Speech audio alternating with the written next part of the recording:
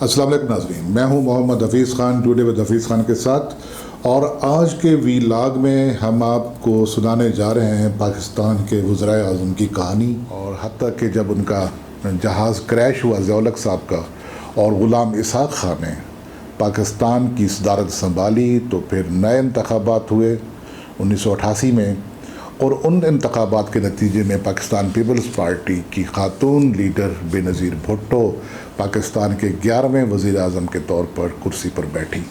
मोहम्मद ख़ान जुनेजो की 3 साल 2 महीने और 5 दिन की हुकूमत के बरअक्स बेनज़ीर भुट्टो साहबा की हुकूमत सिर्फ 1 साल 8 महीने और 4 दिन कायम रही।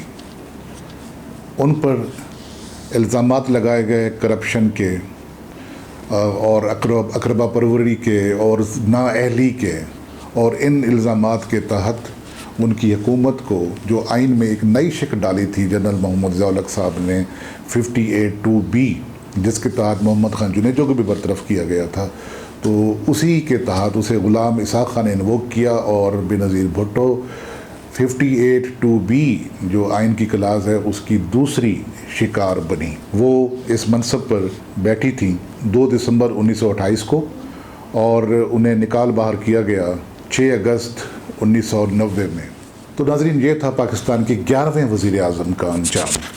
पाकिस्तान के जो 12वें वज़ीर आज़म मुकर्रर होने से पहले यहाँ एक और आइन में रिवाज पड़ा था कि अबूरी दौर जो 3 महीने का होता है जिसमें इलेक्शन कराए जाते हैं, उसमें एक निगरान वज़ीर आज़म मुकर्रर किया जाएगा। तो बेनज़ीर भुट्टो साहबा की बेदखली के बाद उन्हीं के पार्टी के एक साबका लीडर, उनके वालिद के दोस्त, लेकिन अब एक अलहदा पार्टी बना चुके ग़ुलाम मुस्तफ़ा जतोई साहब को पाकिस्तान का पहला निगरान वज़ीर आज़म मुकर्रर किया गया आइन के नए तकाज़ों के तहत। उन्होंने इलेक्शन करवाए और उन इलेक्शन के नतीजे में पाकिस्तान के जो 12वें बाकायदा वज़ीर आज़म बने वो मियाँ मोहम्मद नवाज़ शरीफ थे। नवाज़ शरीफ साहब 6 नवंबर 1990 को तख्त पर बैठे और 18 जुलाई 1993 को उनका धड़न तख्ता कर दिया गया। ये 58(2)B के तीसरे शिकार थे, और इन्हें भी जो लाए थे इक़्तिदार में ग़ुलाम इसहाक़ ख़ान जो सदर थे पाकिस्तान के, उन्होंने ही इन्हें बेदखल किया, और इन पर वही इल्ज़ामात थे जो इससे पहले बेनज़ीर भुट्टो साहबा पर और मोहम्मद ख़ान जुनेजो पर लगाए गए थे। मोहम्मद ख़ान जुनेजो पर सिर्फ करप्शन का इल्ज़ाम नहीं था, जबकि बेनज़ीर भुट्टो साहबा की हुकूमत पर भी और मियाँ नवाज़ शरीफ साहब की हुकूमत पर भी करप्शन के इल्ज़ामात थे। अब के जो निगरान वज़ीर आज़म दूसरे बने पाकिस्तान के, वो थे मीर बलख्शर मज़ारी, लेकिन ये बहुत थोड़ी मुद्दत के लिए, चूँकि इस दौरान मियाँ मोहम्मद नवाज़ शरीफ ने सुप्रीम कोर्ट में वो जो ऑर्डर था उनकी गवर्नमेंट तोड़ने का सदारती हुक्म, उसको चैलेंज कर दिया था। और फिर ये भी हमारी तारीख़ का हिस्सा है कि पाकिस्तान की सुप्रीम कोर्ट ने उन्हें बहाल किया और सदारती ऑर्डर को कलअदम करार दिया, जिनके तहत उनकी हुकूमत तोड़ी गई थी। मियाँ नवाज़ शरीफ दोबारा कुर्सी पर बैठे, लेकिन ये कुर्सी हिलती रही चंद दिनों तक, और इस दौरान जो एक जंग शुरू हुई थी सदर और वज़ीर आज़म के दरमियान, उसका नतीजा ये निकला कि इस्टेब्लिशमेंट को मुदाखलत करनी पड़ी। दोनों ने इस्तीफ़े दिए और अपने अपने घरों को चले गए, और यूँ बाहर से वर्ल्ड बैंक से मोइन कुरैशी साहब को बुलाकर पाकिस्तान का निगरान वज़ीर आज़म मुकर्रर किया गया, जो पाकिस्तान के इस तरह से तीसरे निगरान वज़ीर आज़म थे। मोइन कुरैशी साहब ने निगरान वज़ीर आज़म के तौर पर एक तो इलेक्शन कराए, दूसरा उन्होंने अपनी वालदा की कब्र तलाश की, जो कि वो पाकिस्तान एक अरसे से छोड़ चुके थे, और उनकी 3 महीने की काविशों में सबसे बड़ी काविश ये थी कि उनकी वालदा की कब्र कहाँ है। उनको उनकी वालदा की कब्र तलाश करके दी गई, वहाँ उन्होंने फातिहा पढ़ी, और फिर हुकूमत सौंप कर दोबारा से जो इक़्तिदार में आ चुकी थी बेनज़ीर भुट्टो, वो वापस चलते बने। यूँ बेनज़ीर भुट्टो पाकिस्तान की 13वीं वज़ीर आज़म बनी बाकायदा तौर पर, लेकिन कितने अरसे के लिए। अब के उनका वज़ारत उज़्मा का जो पीरियड था या अरसा था, वो था सिर्फ 3 साल और 17 दिन का। यानी वो 19 अक्टूबर 1993 को अपनी कुर्सी पर बैठी और 5 नवंबर 1996 को फिर से 58(2)B की शिकार होकर घर भेज दी गई। अब के उन्हें घर भेजने वाला उनका अपना ही एक साथी था, उनका कारकुन, और वो कारकुन थे فاروق لغاری جو بے نظیر بھٹو کو اپنی بہن کہا کرتے تھے اور ان کی جیپ سے ان کی گاڑی سے لٹک کر سفر کیا کرتے تھے، انہوں نے انہی الزامات کے تحت ان کی حکومت توڑی کہ جو الزامات اس سے پہلے بے نظیر بھٹو پر غلام اسحاق خان عائد کر چکے تھے۔ تو یہ تھا بے نظیر بھٹو صاحبہ کی دوسری حکومت کا انجام کہ ہمارے ہاں وزرائے اعظم سے کیا سلوک کیا جاتا ہے۔ پاکستان کے چوتھے جو نگران وزیر اعظم بنے وہ بنے ملک معراج خالد۔ یہ بھی پاکستان پیپلز پارٹی کے ایک سابقہ لیڈر تھے، بے نظیر بھٹو کے انکل تھے، سیاسی انکل تھے اور مرحوم ذوالفقار علی بھٹو کے ساتھی رہے تھے۔ تو یہ پاکستان کے نگران وزیر اعظم بنے۔ انہوں نے الیکشنز کرائے پاکستان میں اور بے پناہ تقریریں کی۔ مرحوم کو تقریریں کرنے کا بہت شوق رہا تھا۔ انہوں نے 3 مہینے میں خوب تقریریں کی اور تقاریر کرنے کے بعد حکومت حوالے کی پھر سے میاں محمد نواز شریف کے، جو ایک بار پھر پاکستان کے 14ویں وزیر اعظم بن چکے تھے۔ اب کہ میاں محمد نواز شریف کی جو حکومت تھی جسے بے پناہ میجارٹی ملی تھی، یہ حکومت چلی صرف 2 سال 7 ماہ اور 25 دن، یعنی وہ 17 فروری 1997 کو وزارت عظمیٰ کے منصب پر فائز ہوئے اور 12 اکتوبر 1999 کو جنرل پرویز کی مداخلت کے سبب، اور وہ جو آپ کہہ لیں کہ ایک قسم کا مارشاء اللہ ہی تھا، اس کے تحت انہیں ملک سے نکال باہر کیا گیا۔ لیکن اس سے پہلے آپ نے دیکھا ہوگا، آپ کو یاد ہوگا کہ ان کے خلاف ٹرائل بھی ہوئی، وہ قید میں رہے اور الٹیمیٹلی انہیں ملک سے باہر جانا پڑا، ایک جلا وطنی جس کا معاہدہ 10 سال کا ہوا تھا۔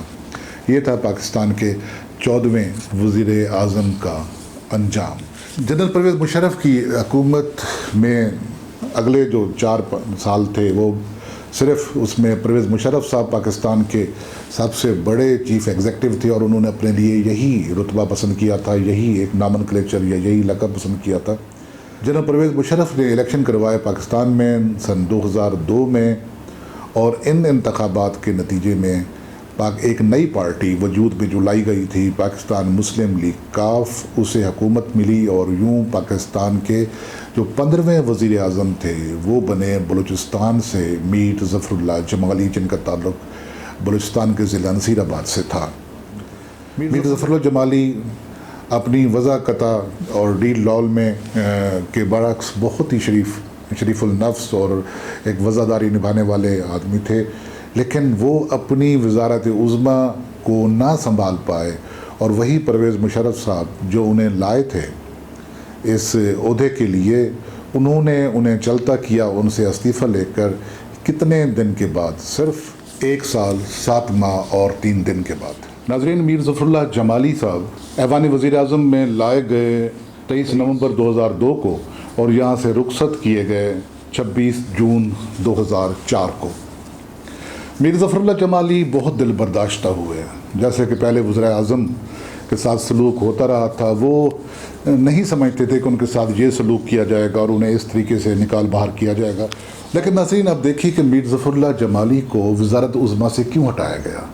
انہیں ہٹایا گیا ان کے اپنے وزیر خزانہ شوکت عزیز کو وزیر اعظم بنانے کے لیے، اور وزیر اعظم جو رہے بعد میں شوکت عزیز، وہ سٹی بینک میں جاب کیا کرتے تھے، انہیں پرویز مشرف صاحب لائے اور اپنا بنایا وزیر خزانہ اپنی کابینہ میں، اور جب انہوں نے جمہوریت بحال کی تو انہیں وہی منصب دیا گیا میر ظفر اللہ جمالی کی کابینہ میں۔ لیکن جب میر ظفر اللہ جمالی کو ہٹایا گیا انہیں وزیر اعظم بنانے کے لیے، پاکستان کا اگلا وزیر اعظم، چونکہ وہ اس وقت MNA نہیں تھے، تو درمیان میں ایک اور جو ہماری سیاسی شخصیت ہیں، وہ جسے کہتے ہیں کہ ان کو جھولا جھلانے کے لیے صرف کچھ دنوں کے لیے پاکستان کا وزیر اعظم بنایا گیا، اور وہ تھے چودھری شجاعت حسین، جو پاکستان مسلم لیگ کاف کے کرتا دھرتا تھے۔ چودھری شجاعت حسین رہے صرف 1 مہینہ اور 27 دن کے لیے پاکستان کے وزیر اعظم، یعنی 30 جون 2004 سے لے کر 26 جولائی 2004 تک۔ اس دوران شوکت عزیز صاحب نے اٹک سے MNA کا الیکشن لڑا، وہاں ان کی کمپین کے دوران ایک دہشت گردی کا واقعہ بھی ہوا جس میں وہ بال بچے، لیکن وہ MNA بن گئے، اور MNA بننے کے بعد پاکستان کے 17वें वज़ीर आज़म के तौर पर जलवा फ़रोज़ हुए, जबकि इससे पहले चौधरी शुजात हुसैन थे वो पाकिस्तान के 16वें वज़ीर आज़म थे। शौकत अज़ीज़ साहब ने वो जो अरसा वज़ारत उज़्मा का बच गया था मीर ज़फ़रुल्लाह जमाली और चौधरी शुजात हुसैन को झूला झुलाने के बाद, तो बाकी का अरसा यानी 3 साल 2 माह और 18 दिन वो पूरा किया शौकत अज़ीज़ साहब ने। और शौकत अज़ीज़ साहब ने वज़ारत उज़्मा का हल्फ़ लिया 28 सितंबर 2004 को, और यहाँ से वो मुद्दत मुकम्मल करने के बाद फ़ारिग़ हुए। मुद्दत वो जो बाकी बच गई थी, 5 साल वाली मुद्दत नहीं, जो बाकी बच गई थी वो पूरी करने के बाद ये यहाँ से फ़ारिग़ हुए 15 नवंबर 2007 को, और उसके बाद उन्हें पाकिस्तान में किसी ने नहीं देखा। वो जैसे बाहर से बुलाए गए थे वैसे ही वो पाकिस्तान से बाहर चले गए। शौकत अज़ीज़ साहब की फ़रागत के बाद यहाँ पर फिर से चूँकि नया इलेक्शन होने थे और एक मुद्दत अगली मुंतज़र थी, तो फिर निगरान काबीना बनी और पाकिस्तान के अगले निगरान वज़ीर आज़म मोहम्मद मियाँ सोमरो जो सिंध से थे, उन्हें बुलाकर निगरान वज़ीर आज़म बनाया गया। लेकिन अनफॉर्चुनेटली जो इलेक्शन कैंपेन के दौरान बेनज़ीर भुट्टो पर कातलाना हमला हुआ लियाकत बाग रावलपिंडी के करीब, और यूँ उनकी शहादत हो गई और इंतखाबात कुछ अरसे के लिए मुलतवी हुए, यानी कि अगले साल 2008 के यानी तकरीबन महीना 1.5 महीना के लिए। और फिर जब इलेक्शन हुए 2008 के फरवरी में, और यूँ जो अगली हुकूमत बनी वो हुकूमत बनी फिर से पाकिस्तान पीपल्स पार्टी की, और जो हमारे वज़ीर आज़म बने 18वें वो थे सैयद यूसुफ रज़ा गिलानी पाकिस्तान पीपल्स पार्टी के। यूसुफ रज़ा गिलानी का ख्याल था कि वो अपनी एक मुस्तहकम हुकूमत को चलाएंगे और 5 साल का अरसा पूरा करेंगे। सदर भी उनकी पार्टी के अपने सरबराह थे आसिफ अली जरदारी। लेकिन जब उनकी हुकूमत को 4 साल 2 महीने और 25 दिन गुज़रे और वो खुश थे कि वो पाकिस्तान में एक रिकॉर्ड बनाने जा रहे हैं, तो उस वक्त के चीफ जस्टिस इफ्तिखार मोहम्मद चौधरी ने उन्हें हुक्म अदूली के सिलसिले में सज़ा सुनाकर ना सिर्फ 5 साल के लिए नाअहल किया, बल्कि उन्हें वज़ारत उज़्मा से भी हाथ धोने पड़े। और वो हुक्म था कि वो अपने सदर आसिफ अली जरदारी के ख़िलाफ़ चिट्ठी लिखें कि उनके जो स्विस बैंकों में पैसे पड़े हुए हैं वो वापस लाए जाएं। उन्होंने ये ख़त लिखने से इनकार कर दिया था। उनका ये ख्याल था कि सदर को तहफ़्फ़ुज़ हासिल है अपने अरसा सदारत के दौरान, और उनके ख़िलाफ़ इस किस्म का ख़त नहीं लिखा जा सकता। पर ये तो तारीख़ है। सैयद यूसुफ रज़ा गिलानी की फ़रागत के बाद जो बाकी अरसा बचा था 9 महीने और 2 दिन का, उसके लिए पाकिस्तान पीपल्स पार्टी के एक और लीडर परवेज़ अशरफ साहब को लाया गया, राजा परवेज़ अशरफ साहब को, जो उससे पहले गिलानी साहब की काबीना के रुकन भी थे। राजा साहब ने भी बहुत बदनामियाँ समेटी, उन पर तरह तरह के इल्ज़ाम लगाए गए। राजा साहब एक शरीफ आदमी थे, लेकिन उन पर कभी राजा रेंटल होने की फप्ती कसी गई, कभी ये किया गया, कभी उन पर एक इल्ज़ाम, कभी दूसरा इल्ज़ाम, कभी अकरबा परवरी का इल्ज़ाम। और ये 9 महीने की वज़ारत उज़्मा करने के बाद उन्हें एक अरसे तक नैब की पेशियाँ भुगताने और अदालतों में पेश होकर ज़लील होना पड़ा। ये पाकिस्तान के 19वें वज़ीर आज़म का हाल था जिन्होंने ये इक़्तिदार संभाला 22 जून 2012 को, और यहाँ से उनकी फ़रागत हुई 24 मार्च 2013 को। फिर एक और निगरान वज़ीर आज़म, और अब के निगरान वज़ीर आज़म पाकिस्तान थे 3 महीने के लिए, मीर हज़ार ख़ान बिजरानी। मीर हज़ार ख़ान बिजरानी बहुत बूढ़े आदमी थे। उन्होंने जितना अरसा 3 महीने का हो सकता था जैसे तैसे गुजारा, इलेक्शन मुल्क में हुए और वो चलते बने।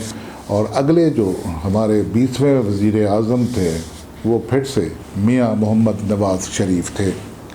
हालांकि पाकिस्तान के आइन में ये प्रोवाइडेड था कि कोई भी शख्स 2 दफ़ा के बाद तीसरी दफ़ा वज़ीर आज़म नहीं बन सकता, लेकिन पाकिस्तान पीपल्स पार्टी के साथ समझौता जो हुआ था 18वीं तरमीम मंजूर कराने के लिए, तो वहाँ उनको एक छूट दे दी गई थी कि उसमें एक शिक डाल दी गई थी कि अब कि वो कोई शख्स तीसरी बार भी वज़ीर आज़म बन सकता है जो 2 बार पहले रह चुका हो।